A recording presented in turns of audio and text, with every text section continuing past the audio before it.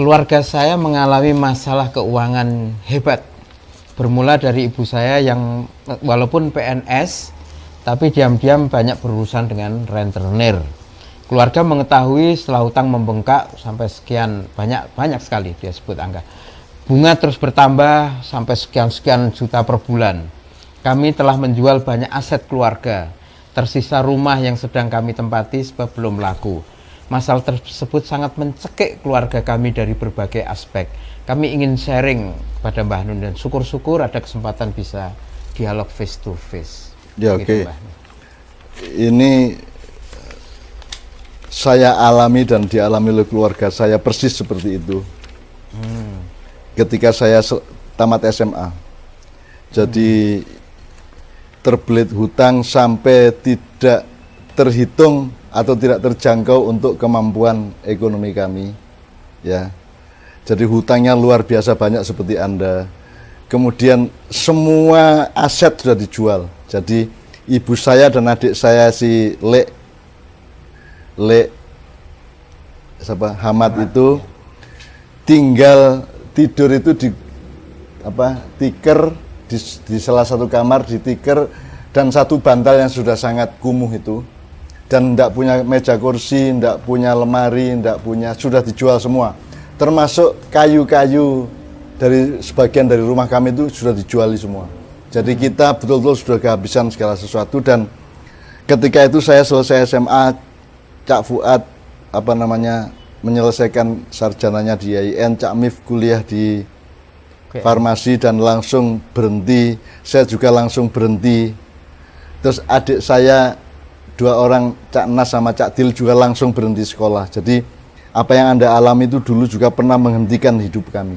100% kami berhenti dan kami berpikir, kami 15 bersaudara.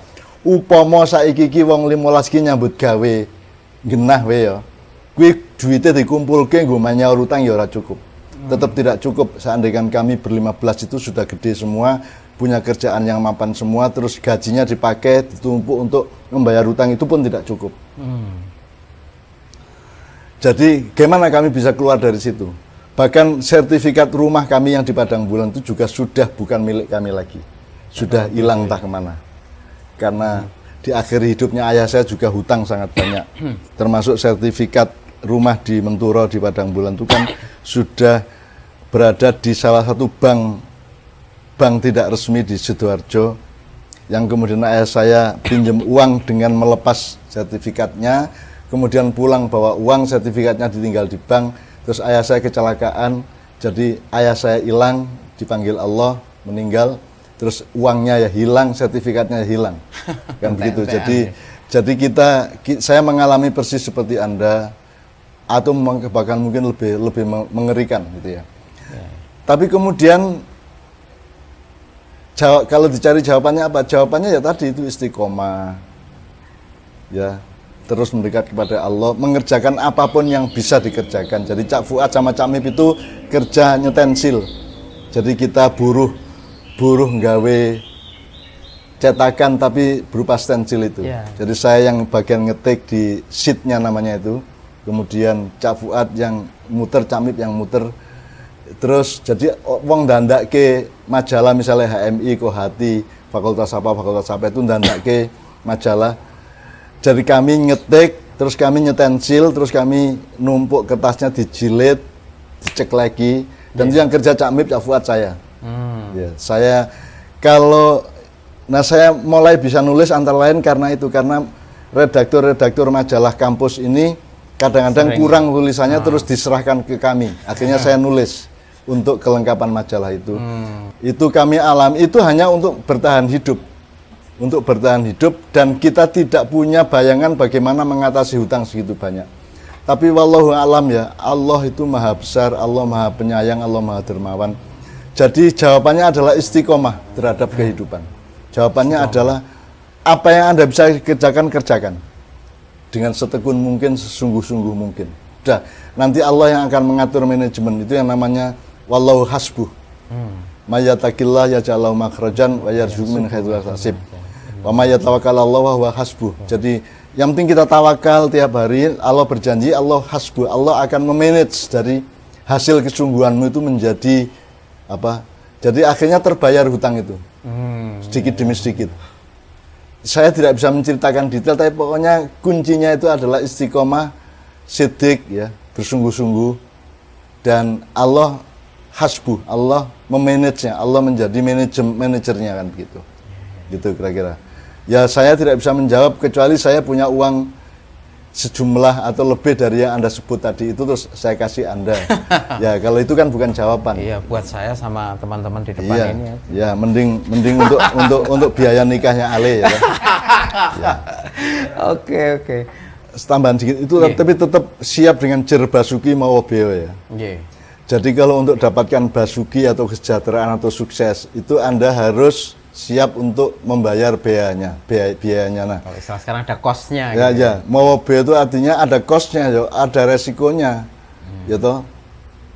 Masa Anda, Anda nuduk dengan palu aja pakai energi kok, mau beo-nya gitu kan. Iya. Nah sekarang kan di antara kami 15 bersaudara yang berhasil sekolah pada waktu itu hanya Cak Fuad. Dia sarjana Fakultas Adab IAIN Sunan Kalijogo Jogja. Cak Mip berhenti tengah jalan. Jer basuki mau boynya itu jangan lupa, itu saya berhenti sekolah. Kan saya Fakultas Ekonomi. Saya 1 semester berhenti. Itu alasannya seolah-olah alasan ideal ya. Padahal memang tidak punya duit untuk bayar SPP ya. Tidak punya. Terus Cak Nas, Cak Dil berhenti sekolah. Adik saya 2, Cak Nas berhenti sekolah betul-betul. Jadi Cak Nas, Cak Dil kan hanya SMA.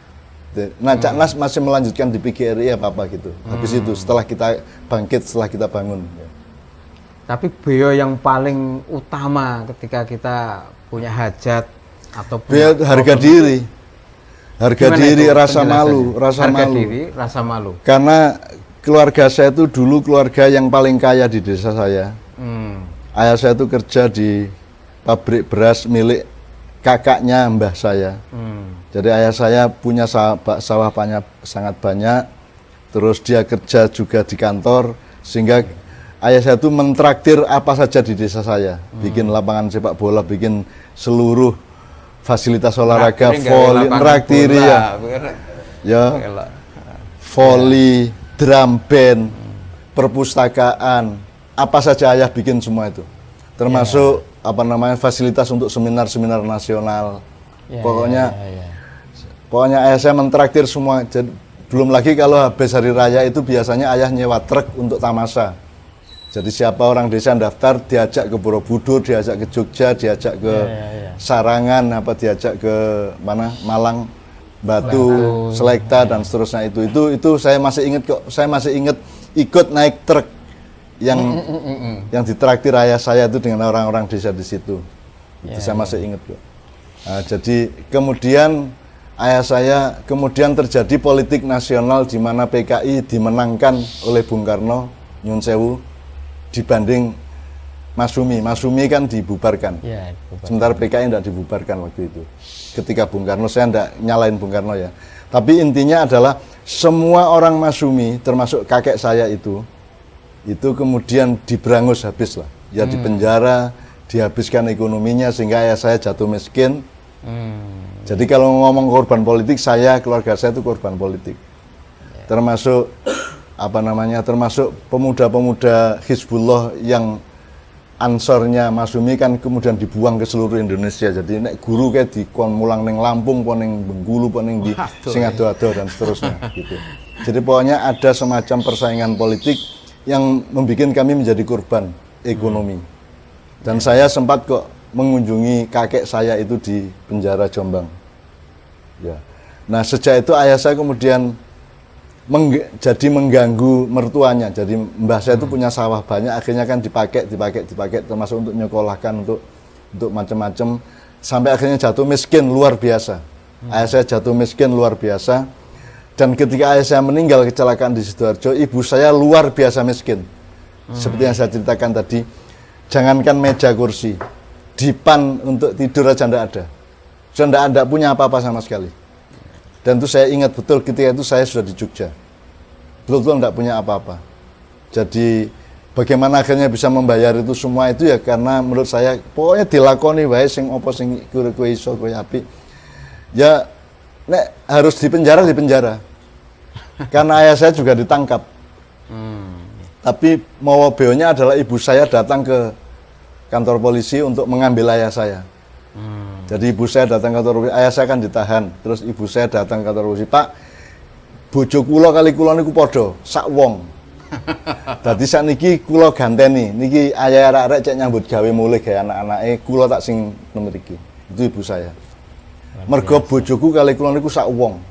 Gitu, satu orang. Jadi bisa saling menggantikan. Iya, bisa saling menggantikan. Jadi jadi kami mengalami itu semua, itu termasuk yang disebut jerbasuki ya, mawabeo ya. Mawabeo-nya itu banyak sekali. Gitu. Ketika itu berlangsung G30S dan seterusnya, dan itu berada di tengah-tengah itulah semua proses kami. Situasi secara katakanlah makro itu juga sangat berat gitu ya, Mbak. Sangat berat, ya sangat berat. Tapi saya tidak ngundat-undat ya, saya tidak mempersalahkan Bung Karno, tidak menyalahkan siapapun. Tapi pokoknya intinya kan kita fokus ke bagaimana bangkit dari ini. Yang bisa membangkitkanmu hanya Allah. Ya sekarang lakukan apa yang bisa dilakukan, terus berdoa banyak-banyak, ditingkatkan ibadahnya, baik sama orang, dan ikhlaslah dalam posisi terhina. Karena saya dulu ketika mengalami itu semua, saya, Cak Mif, Cak Fuad itu tidak berani pulang ke Menturo dari Jombang naik becak. Karena kalau kami sampai naik becak dari Jombang ke Menturo itu akan diejek orang. Alah dapuran utangi sak berkerek becak barang. Kan gitu kan. Naik becak itu sebuah kemewahan. Sebuah kemewahan, dan orang desa akan pasti gerundel lah dapurane wong melarat utangi gak iso mbayar kadek becak bareng, kadek numpak becak bareng. Jadi saya kalau pulang ke Jombang itu selalu malam hari. Jadi sampai Jombang kira-kira jam 2 atau jam 3 pagi. Terus jalan kaki ke Menturo. Jadi saya itu juga melatih saya dalam soal urusan hantu, kuburan dan seterusnya. Cak Nas itu karena kalau pulang mengajar di Kirian itu selalu malam, maka Cak Nas itu dari takut hantu menjadi tidak takut hantu. Jadi saya sudah hafal seluruh titik-titik angker dari Jombang ke Menturo itu.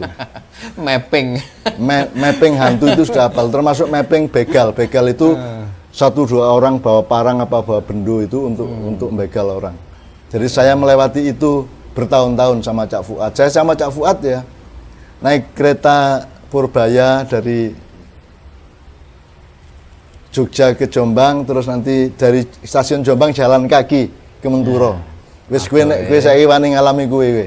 Aku karo Cak Fuad lho kowe. Kira-kira gitu, alhamdulillah, mudah-mudahan semua secara menyeluruh, amin. Secara himpunan mudah-mudahan bermanfaat, dan Anda ambil garis-garis atau titik-titik yang terpenting untuk hidup Anda masing-masing. Assalamualaikum warahmatullahi wabarakatuh. Waalaikumsalam warahmatullahi wabarakatuh.